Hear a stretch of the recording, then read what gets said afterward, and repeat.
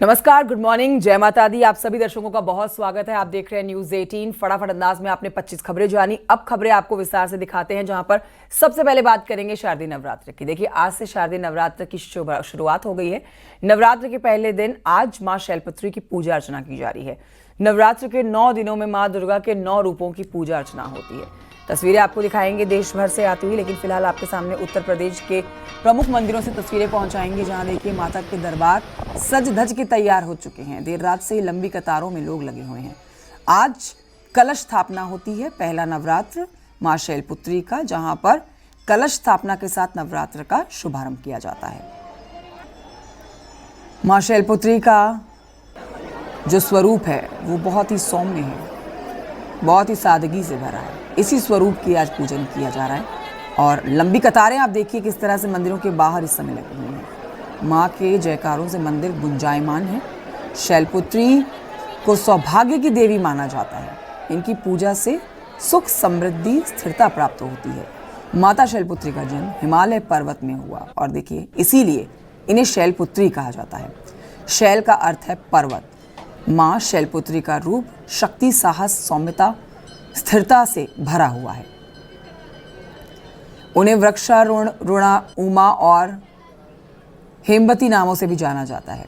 नवदुर्गा मंदिरों में आपको बताएं कि आज जिस तरह की भीड़ देखी जा रही है, अमूमन ऐसी भीड़ नहीं होती है, लेकिन अब माता के 9 स्वरूपों की पूजा करने के लिए भारी संख्या में दूर दराज के इलाकों से प्रसिद्ध मंदिरों की तरफ भक्त पहुंच रहे हैं।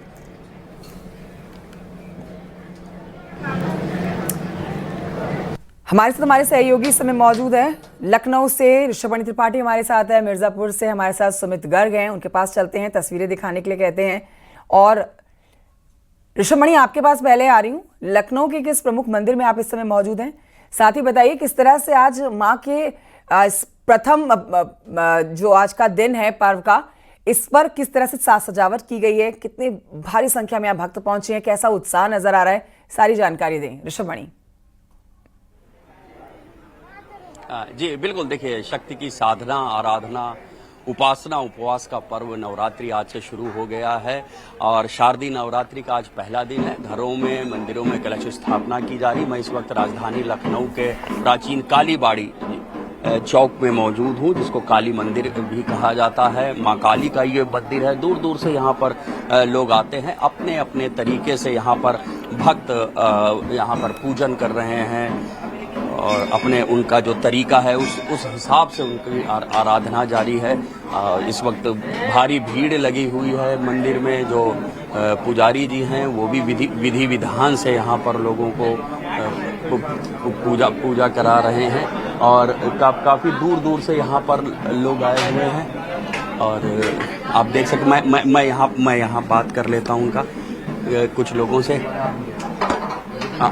पुजारी जी, आप मान जी, आप कुछ बता पाएंगे? पीछे पंडित जी बैठे हैं, आप उनसे बात कर लीजिए। पीछे पंडित जी हैं अपने। भैया ये गुड़ है। और ये देखिए तमाम जो भक्त हैं। आप कहाँ से आई माता जी? भैया हम हैं तो ठाकुरगंज से सेवा करते हैं। आप यहाँ पे सेवा करते हैं? तो आप हमेशा रहती हैं या नवरात्रि में ही रहती हैं? नहीं, नवरात्र में सुबह आती हूँ। तो नवरात्रि में काम ज्यादा बढ़ जाता है? रात्रि में जाती हूँ। नवरात्रि में काम ज्यादा, सुबह आके रात में जब आरती हो जाती, महा आरती रात की, उसके बाद। लेकिन महिलाएं, बुजुर्ग नहीं है, जो युवा वर्ग है वो भी। आप कहाँ से आए हो? भैया हम यही बड़ी काली मंदिर पे रहते हैं। आप काली मंदिर पे रहते हैं, तो यहाँ सेवा में ही रहते हैं? जी। तो कोई जैसे नवरात्रि होती है, देखिए दुनिया की सारी शक्ति यहाँ पर महिलाएं या फिर नारी के रूप में है, इसलिए नवरात्र में देवी की पूजा की जाती है और ये 9 दिन इसी तरह का उत्साह मंदिरों में देखा जाता है। आज प्रथम दिन है, माँ शैलपुत्री की पूजा की जा रही है। ऋषभमणि, मैं आऊंगी आपके पास। मिर्जापुर चलते हैं, फिलहाल सुमित गर्ग हमारे साथ मौजूद हैं।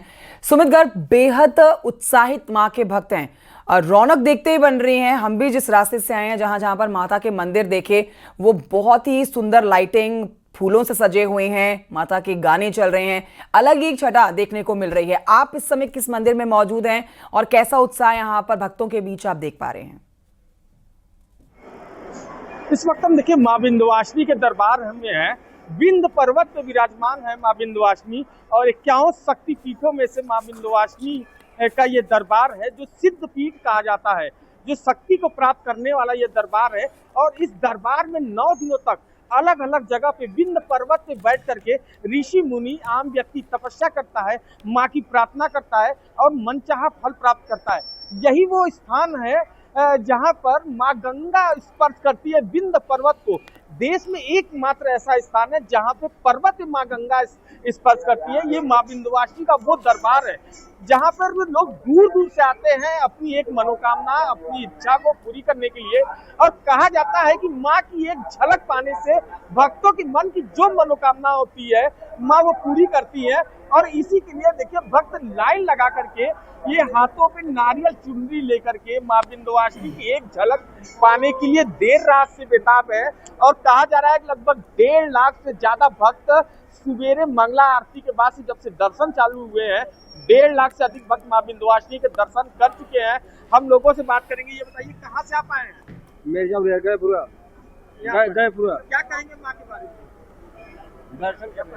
और भी भक्त है, क्या नाम है आपका? करम यादव, ये बताओ क्या कहोगे माँ, कहाँ से आए हुए?